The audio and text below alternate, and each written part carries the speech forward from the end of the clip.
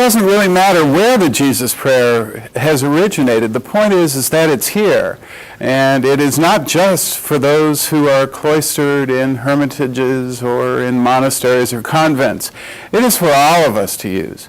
I decided, I guess about 10 years ago, that my education, and particularly my spiritual education, was not sufficient. So I decided to go to school and take some classes in theology and early Christianity, which led me to great interest in applying for a master's degree, although I thought they would never let me in at Union Theological Seminary in New York, but they actually did let me in, and I enjoyed my courses in theology, systematic theology, dogmatics, early Christianity, Christian origins, so much I decided it would be very, very interesting and wonderful to really go back to the early days of Christianity and get my hands on as many texts as I could, such as the Philokalia, such as Origen, such as Maximus the Confessor. These are marvelous writings, some of which have been translated to English, but unfortunately many of them not. But I immersed myself quite luxuriously and by the grace of God in these ancient texts, and had the chance to visit a few monasteries and meet with some of the ascetics in this country. And Father John McGuckin at one point said, "Hey Norris, we should swan around the Mediterranean with a film crew and do like they did in the 7th century, follow the words from the spiritual meadow, John Moskos and Sophronius, and visit monasteries and ask the monks and nuns for a word." And so that was the beginning of the Mysteries of the Jesus Prayer Project. And as you can see, that is exactly what we did. Just like Sophronius and John Moskos in the 7th century, we went around from place to place to place, simply asking for a word and some of the teachings from the early desert mothers and fathers. And so some 8 years later, this is what we have. It is quite miraculous, this project. I'm still amazed when I see it, the extraordinary access that we've been granted. Pretty much every church official has blessed and endorsed the project, including His All Holiness Ecumenical Patriarch Bartholomew of Constantinople and New Rome, who has blessed the project and also wrote the foreword to my book. Thank you, God, for that wonderful gift. I'm very, very happy that it's now being shown, like today at St. Anne's Church. It's been in many, many churches, theaters.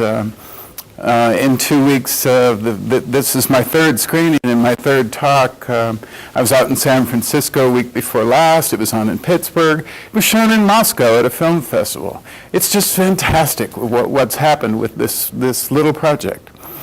From swanning around the Mediterranean to most of the world seeing this film, it's a great honor.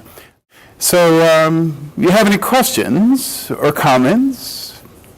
Yes, sir. Another question.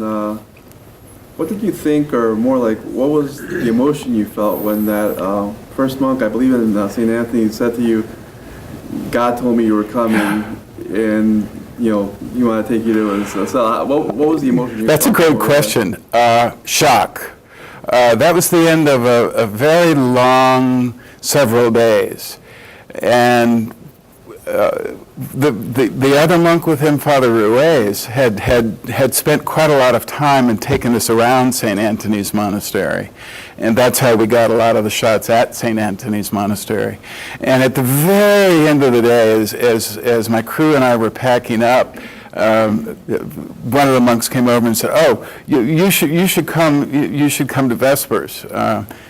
Just you, though. You can't bring your crew, just you." And I grabbed a camera myself and ran.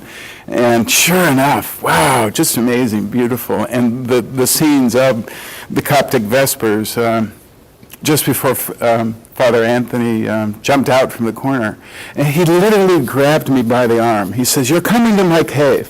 We've got to go up to the cave." And we had just climbed all of those steps up to the cave of St. Anthony. I thought, in pitch darkness, we're going to be climbing the side of yet another mountain? I don't think so. Even though God said for you to come, no, I don't think so. And my crew agreed with me, so happily we were able to film in the Church of St. Anthony. Yeah, I was quite amazed and shocked. I've been quite amazed and shocked throughout this entire process for years.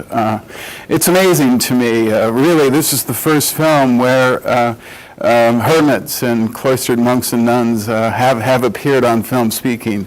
They just don't do that. They've left the world. They for good reason. They have full-time jobs. They pray all the time. And so for someone to come around and suggest to make a film about the practices, well, let's just say it's unorthodox. So, yeah. Pardon the pun.